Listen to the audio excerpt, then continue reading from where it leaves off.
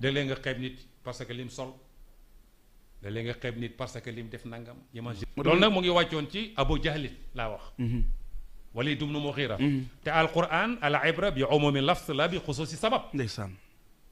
day naan la aaya bi mu ngi wàccoon ci abu seen jëf aaya bi yow lay waxal ndeysaan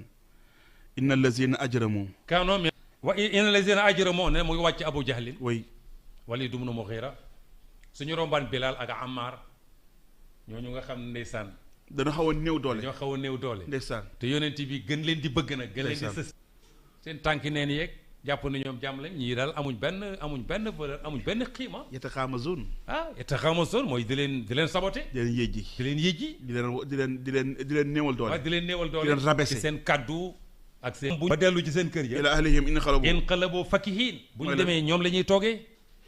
xaqataay reetaan di leen saboté naa gis ngeen diw nu mu modee diw na mel ak gis ngeen ko ndangam ak amuñ dara fii li xari jaar ak coow lii fakihin inqalabu fakihin wa iza raawhum qaalu inna haulaai la daalluun même bu ñu leen gisee dee ñii dañoo réer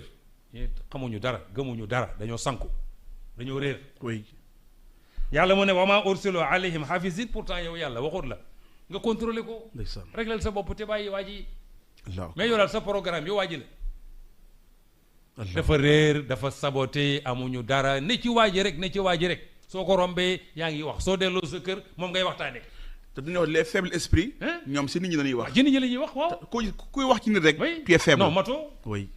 quand tu parles des gens non mato parce que tu es faible kii jël nit ki def ko jugé oui mais kooku mato nit du jugé allahu akbar dama du jugé oui ñëw toog jël nit ki def ko jugé oui ndeysaan mooy wa iza marru bihim yataxaamusun wa iza inqalabu ila ahlihim inqalabu fakihin dégg ko alquran yàlla mu ne wa maa ursilu alayhim hafizin ndeysaan mais yéen bàyyi leen ñii yàlla envoyé leen yéen mais pour ngeen di contrôler gaa ñi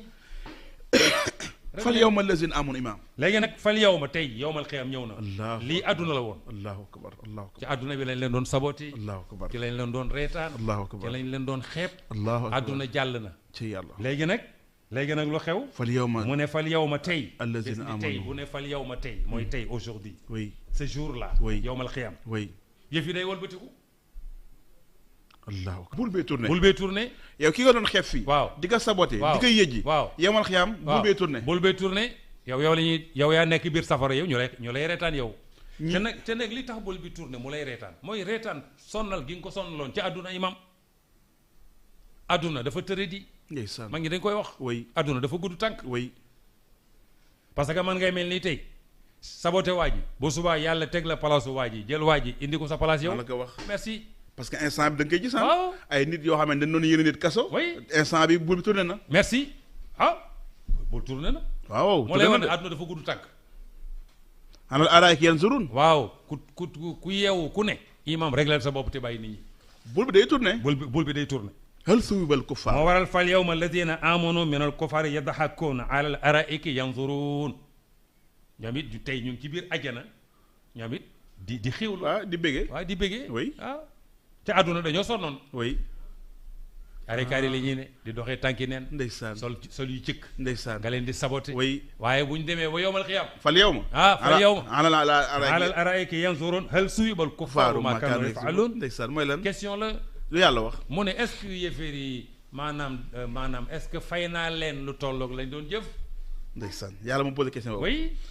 mu ne hal suwiba waaw ndax fayeeful al kufaara ña weddi woon maakaan lan nekkoon da nga xam ne yaf'aluun moom lañ doon def xam nga yàlla dafa màndu allahu akbar kenn ko ne loo fa am rek sa jëf la fii mu nekk jasaan bi faqat